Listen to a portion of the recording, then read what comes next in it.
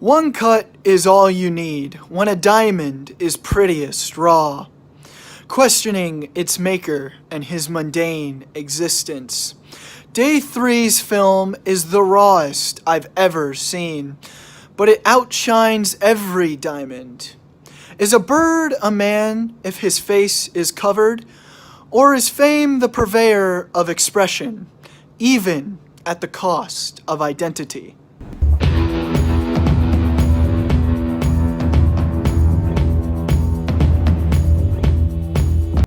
Hey guys, so I'm making a little bit of an artistic choice today for day 3 of my 30-day film challenge. And the reason I'm doing this, I'm currently filming on my phone, handheld. It may be a little shaky, but bear with me. The reason I'm doing this is today's prompt is a film that you love that has 5 or more words in its title. So what I am picking today is Birdman, or The Unexpected Virtue of Ignorance. Now, this is going to be relatively unedited, and the reason is because just like Birdman, I'm going to try to do this in one take and make it seem like it is unedited and off the cuff. Now, Birdman isn't unedited or off the cuff, but it's one of those films, it made one shot cool before 1917 did. This is the most meta film that I have ever seen and that I have had the opportunity to see. And the reason I say that is it's, even in its title, it is kind of an indictment on what Hollywood is in terms of blockbuster films versus indie films. Now, to give you an idea of what the film's about, it is about this actor who was a part of a big superhero franchise called Birdman, who ends up leaving that franchise to pursue what he considers to be a more respectable and artistic actor career. And what's funny is that you can see, given the actor they chose, Michael Keaton, it mirrors what his actual acting career was to a T. He was well known and became, in many ways, famous for playing Batman, but then left the Batman franchise to try to pursue more artistic films and to be more respected as an artistic actor. And the reason this movie is so meta is, first off, because of that, and secondly, because it indicts film critics for basically trying to not actually get into the artistry behind these films and just look for, a shallow quote that they can put on a poster or a DVD, instead of actually breaking down the artistry and the meaning behind these films, which is why I like reviewers like Chris Stuckman or Jeremy Jahns, because you can tell they have a love for the movie and they're not just trying to have a great quote you can associate with the movie. They actually try to break down the movie and they have an appreciation for the artistry of it. But then the film also kind of is an indictment on what these actors who are in big budget blockbuster films try,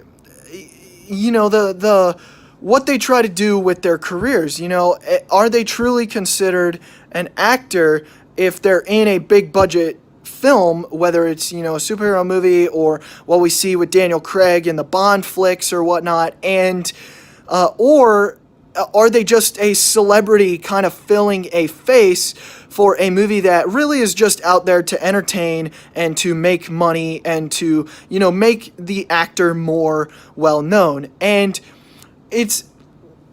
there's several levels to this movie, which is why I love it so much. First off, the breakdown between Edward Norton's character and Michael Keaton's character, where Michael Keaton kind of plays, this guy who is trying to run from the shadow of this really famous character he's a part of. But then Edward Norton's character is almost, I would say the equivalent of his character is Daniel Day-Lewis, who he is well loved and well known in his circle for playing more artistic characters, being a more artistic actor, and almost being a method actor type thing where he feels more at home playing a character, and then when he's himself, he's kind of just playing a role. And it's fascinating to see something like that in a movie like Birdman, especially because today in 2020, even just 5 years after Birdman came out, you kind of see a breakdown of that wall separating blockbuster movies and very artistic indie movies in directors like Chris Nolan, Quentin Tarantino, who make, yes, big blockbuster movies, but focus on the artistry as well, and the actors and the direction. But then you also see it in directors like Taika Waititi, who do both big blockbuster movies in Thor Ragnarok, but also more indie style films in Jojo Rabbit. One thing we do see the wall still kind of up with, though, is an audience participation in these films, where it's been telling my theater experience over the past few years, which I really try to pay attention to see if it impacts what I think of a film. And what I've noticed is that a film like Avengers Endgame, or even a Bond film, even 2, 3, 4 weeks after it comes out, still gets at least, half the theater filled.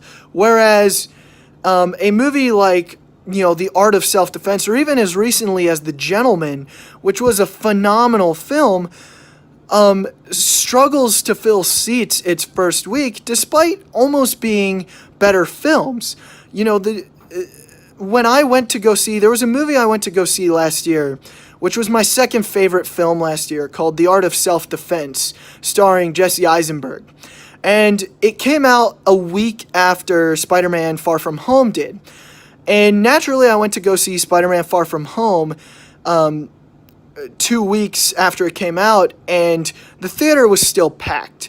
But then I went to go see The Art of Self-Defense, and even just 2-3 days after it was out, it was just me and an elderly couple in the theater, despite The Art of Self-Defense being a better film than Spider-Man Far From Home was. Now, I enjoyed both of them, and really that is what Birdman, I think, is pinpointing to.